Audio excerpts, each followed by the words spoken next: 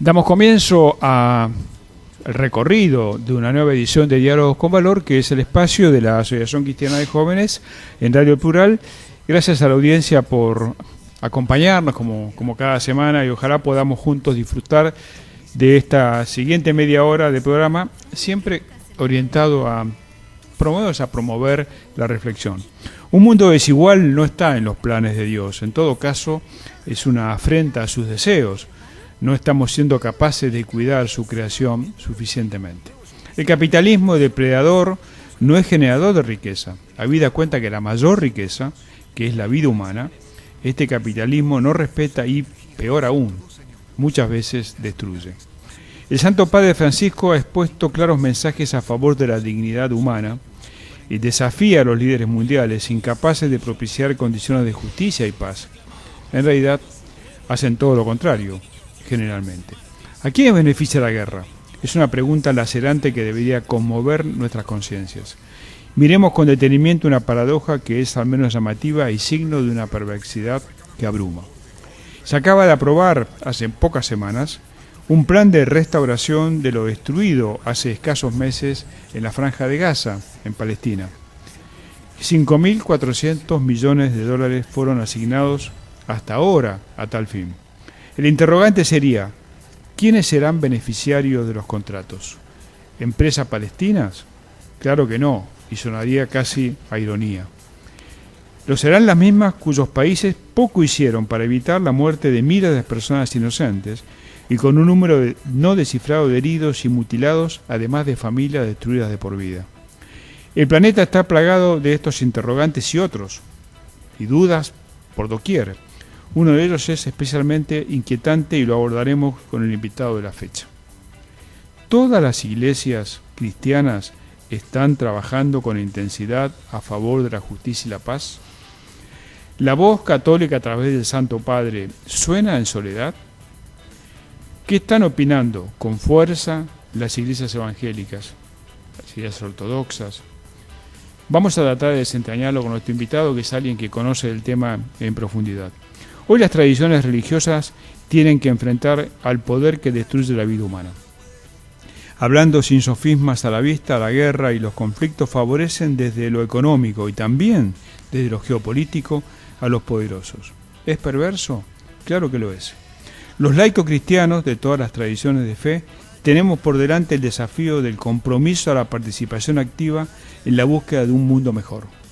No podemos permanecer pasivos ante las desigualdades y la muerte que azotan al planeta. El programa de hoy se honra con la presencia del reverendo David George, de la Iglesia Anglicana, alguien a quien apreciamos con una larga trayectoria en el mundo religioso, en el mundo ecuménico, una persona muy abierta, por lo tanto nos va a permitir poder dialogar con amplitud. Hola David, un gusto muy grande, una distinción que nos hayas acompañado en Diálogos con Valor. Buenas tardes, Norberto, y gracias por invitarme al programa. El español, él no es argentino en su naturaleza original, pero tiene un español mejor muchas veces que, por lo menos que mejor que nuestro, mejor por lo menos que nuestro inglés, seguramente. Pues. Está sonando con fuerza la voz de las iglesias evangélicas acompañando la prédica del Santo Padre a favor de la dignidad humana. ¿Vos sentís que las iglesias evangélicas están en este mismo proceso de sacudir al mundo en términos de defensa de la dignidad humana?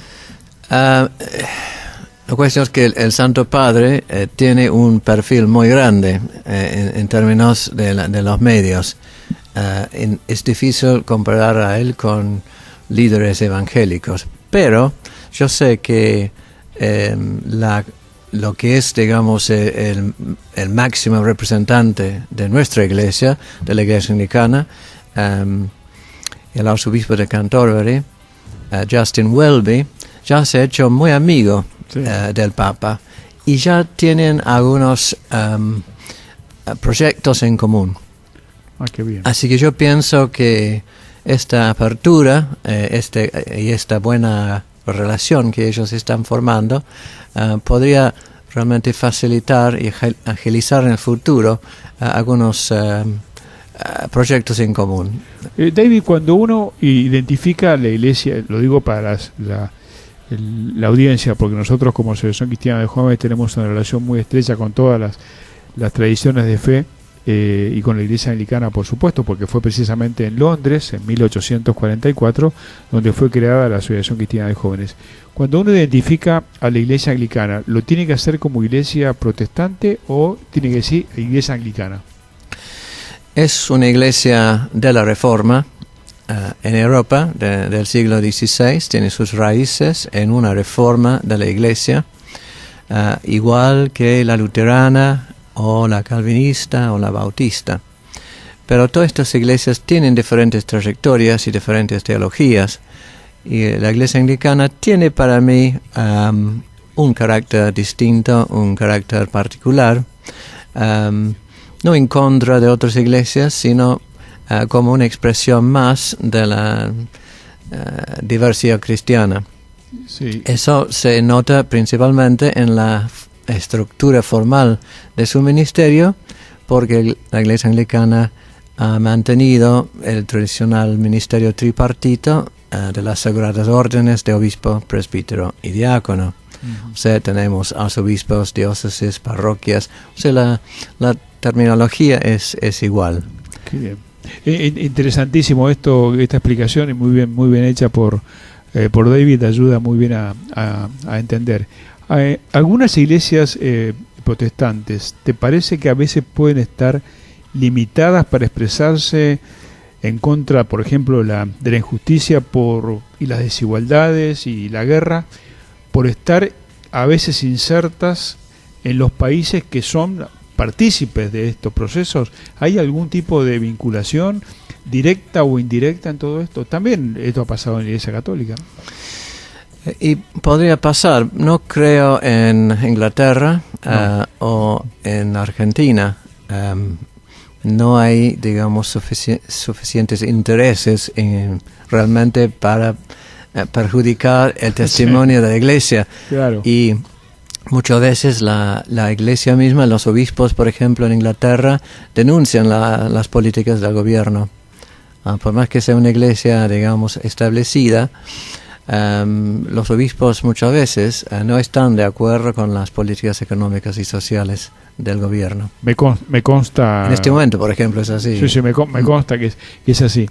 ¿Nos podés contar, así, desde el punto de vista radiofónico, acerca de la iniciativa del Atrio de los Gentiles, que es una cosa muy importante que la Asociación Cristiana de Jóvenes, por supuesto, está apoyando e integra esta iniciativa?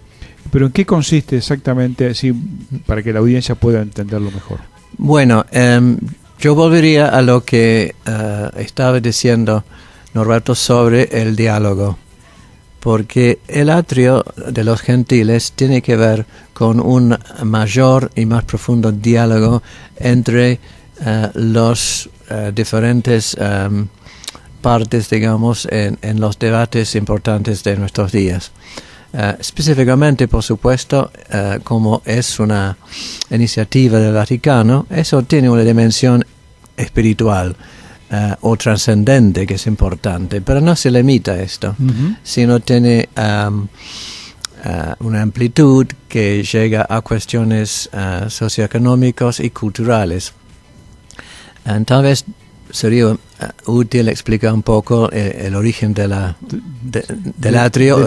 Y esta frase, ¿no? Sí. Atrio es una palabra muy eclesiástica, por un lado, para mí, porque se refiere a una parte de un templo. Claro. Yo hubiera elegido otra palabra, pero ya está elegida. Ya está.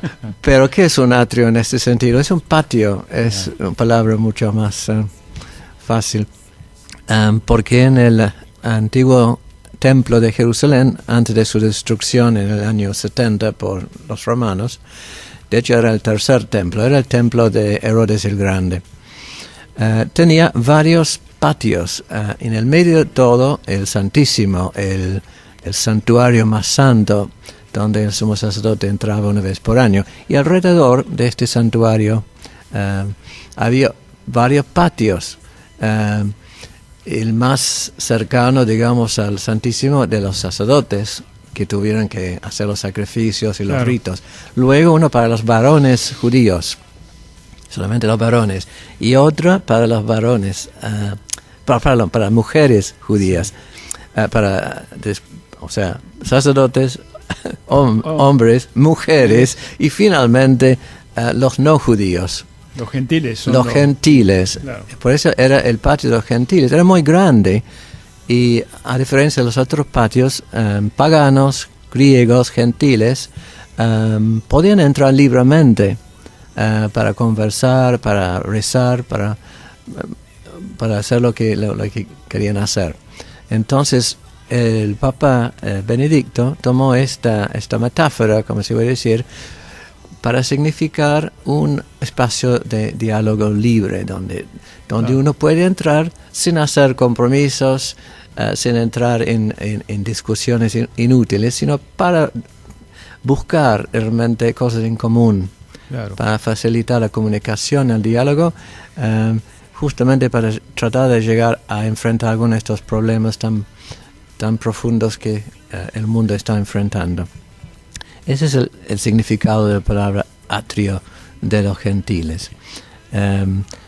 O sea, diálogo en diversidad, sin prejuicios. ¿no? Es importantísimo. La explicación que da no es fácil resumir como resumió David esto del atrio de los gentiles, pero rescatar muy bien esto que dice. Diálogo, encuentro, no es solamente religioso. Acá puede venir gente agnóstica, gente atea, de hecho vienen Sí. a esta experiencia, pero la búsqueda de ese mundo mejor, de ese mundo en el cual todos nos comprometamos, más allá de nuestras creencias, de nuestras ideologías, ¿no? Sí, de hecho el Papa Benedicto dijo en 2009, considero importante sobre todo el hecho que las personas que se consideran agnósticas o ateas estén cerca de nuestro corazón como creyentes. Cuando hablamos de la nueva evangelización, estas personas quizás se asustan. No quieren verse como objeto de misión ni renunciar a su libertad de pensamiento y de voluntad. Pero la cuestión sobre Dios se mantiene aún presente en estas personas, aunque no pueden creer en concreto que Dios se ocupa de nosotros. Bueno, esta es la postura del Benedicto, que me parece muy interesante y muy respetuoso. Y es una lástima si los ateos se vuelven muy agresivos y realmente no saben abrirse con todas sus preguntas con los creyentes, porque para mí es fructífero el diálogo que podemos tener con los que no están de acuerdo con nosotros. ¿No es cierto? Y decime, David, las actividades centrales del atrio de los gentiles en la Argentina ya están establecidas. Sí, ya existe, digamos, un programa. Serán básicamente 4 días al fin del mes de noviembre, el 26 y el 27 de noviembre en Buenos Aires, y el 28 y el 29 de noviembre en Córdoba. Y yo sé que están ahora ultimando los detalles para decidir en cuanto a los lugares donde se van a desarrollar los encuentros y las mesas de debate. Y va a estar presente el cardenal Ravasi, ¿no? Sí, que es el presidente del Consejo Pontificio por la cultura. Sí, todos hablan muy bien del cardenal Ravasi, que es el presidente de esta, ¿cómo se llama? Consejo Pontificio. Consejo Pontificio. Sí. Él siempre va a animar y alentar a los participantes en los distintos lugares donde ya se han realizado los atrios. Por ejemplo, en México, Colombia, Italia, España. Qué interesante, ¿no? Él va a recibir varios honores cuando esté acá en Buenos Aires. Pero lo importante es que acá tenemos un cardenal de iglesia que en realidad ha confiado en la gente acá para la organización, el desarrollo de todo el programa. que va a ser muy interesante y le recomendamos a la audiencia poder seguirlo esto por los medios de prensa. Van a estar seguramente informándose y va a ser muy interesante. Te cambio un poquito de tema, David, aprovechando tu presencia y tu conocimiento del mundo. Una parte del mundo asiste muy, digamos, asombrada y muy, digamos, acongojada, ¿no? Por ejemplo, al genocidio de cristianos en África, lo que ha pasado y pasa en Nigeria, aparte, digamos, cristianos quemados vivos. ¿Cómo podés encontrar una explicación a esta situación de extrema violencia que termina con estas manifestaciones tan crueles? Si estamos pensando específicamente en África, creo que no son cuestiones solamente religiosas. O sea, hablan de los ejércitos musulmanes o los terroristas musulmanes y los cristianos que son masacrados. Pero hay que recordar siempre que en África la realidad más fuerte es tribal. Muchas veces son odios ancestrales entre tribus. Y en estos conflictos el elemento religioso está presente, pero muchas veces lo que determina la violencia y el odio no tiene que ver con la religión, sino son estos odios ancestrales que la gente ha heredado. Si uno piensa en Ruanda, por ejemplo, las masacres en Ruanda, eso tenía poco que ver con la fe cristiana, aunque muchos eran cristianos, tantos los masacrados como los que estaban masacrando. O sea, África es un caso particular, me parece, donde todavía, aunque es el futuro de la Iglesia en muchos sentidos, hay millones de cristianos que practican su fe, pero falta todavía una profundización una profundización transformadora de esta fe, porque al final en Cristo no hay judío, claro, ni griego, no hay hombre y mujer, ni a mi tribu ni tu tribu. Sí. O sea, falta, digamos, una maduración en la fe para evitar este tipo de conflictos. Obviamente la religión, como tiene un aspecto que no es racional, a veces no ayuda. Yo recuerdo hace muchos años hablando con uno del norte de Irlanda sobre el conflicto en Ulster, ¿no? Se llama el norte de Irlanda, que pertenece al Reino Unido todavía. Y la opinión popular en este momento era que la religión no tenía que ver con esto, que fue tribal también, básicamente. Y sea protestante, sea católica, no tenía mucho que ver. y este irlandés me corrigió. No, me dijo, es la religión que da el fuego a esto. Y creo que quiso decir que hay una parte de la religión que no es racional, donde la razón no entra, y lamentablemente eso da lugar a odios, revanchas y violencia en general entre comunidades que realmente comparten mucho más que saben, ¿no? Seguro. Decime, ¿cómo evaluás, te corro un poquito el eje de cómo evaluás este ejercicio tan democrático, tan ejemplar que se dio en el Reino Unido con el tema de Escocia y su referéndum? ¿Cómo evalúas, más allá del resultado, el proceso?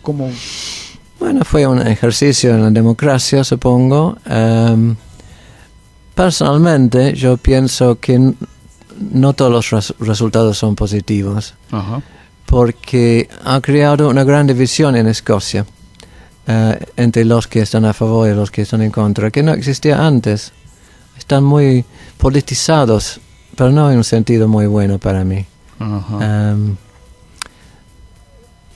Yo creo que el resultado fue lo mejor para Escocia y para Inglaterra, pero veo que especialmente en Glasgow, por ejemplo, la ciudad de Glasgow, que básicamente votó por la independencia de Escocia, hay mucho podría generar mucho resentimiento. Ah, sí.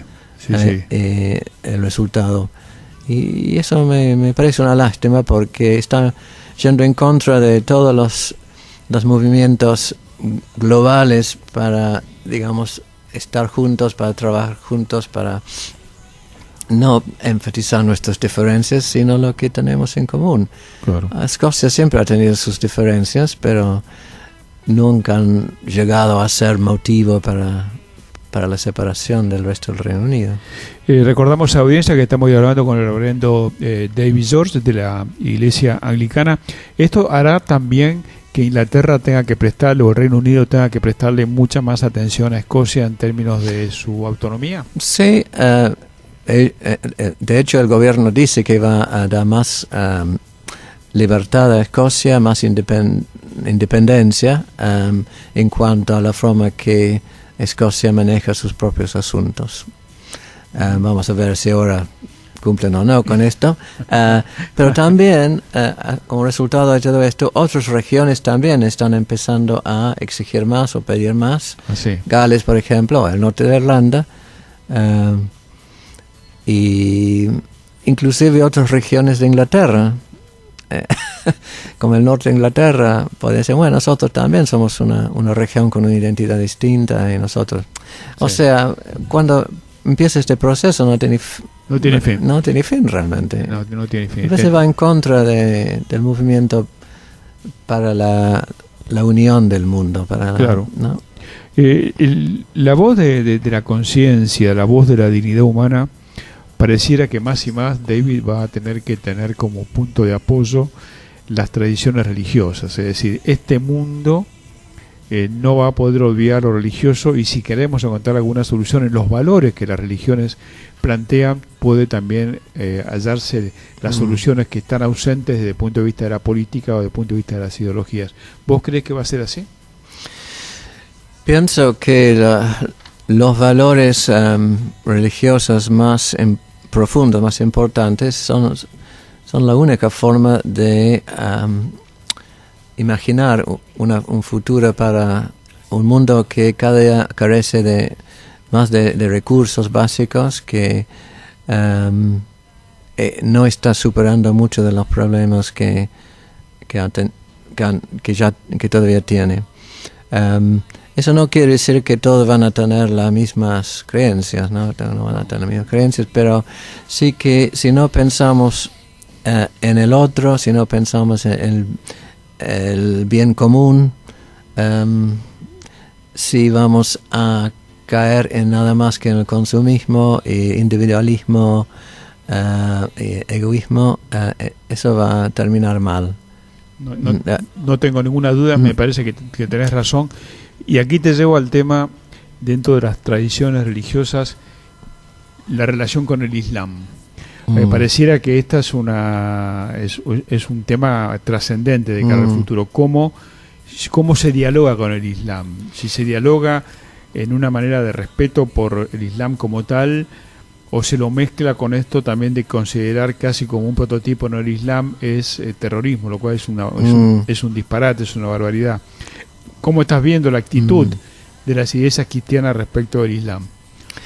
Yo creo que muchas iglesias cristianas, especialmente en Inglaterra, donde hay millones de musulmanes, ¿no? Quisieran dialogar con musulmanes. Y algunos musulmanes están dispuestos a dialogar, pero no tanto, me parece. Para los musulmanes, los cristianos siempre han sido el enemigo,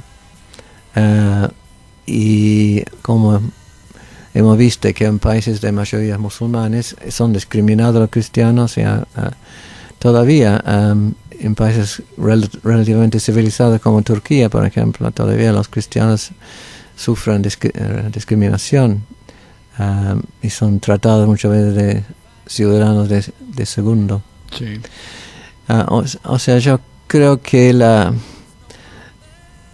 todavía no hay una historia de una democracia islámica realmente un tema. Bueno, hay Indonesia, creo que es uno de los mejores ejemplos, ¿no? Pero todavía muchos musulmanes provienen de países donde la democracia, realmente la libertad religiosa, para ser muy específico, realmente no es un valor de la gente, ¿no? De la gente. Ahora, el Vaticano hace ya mucho tiempo, ¿no? Desde ahora ha tomado una actitud de mucha enjundia en esto de dialogar con el Islam.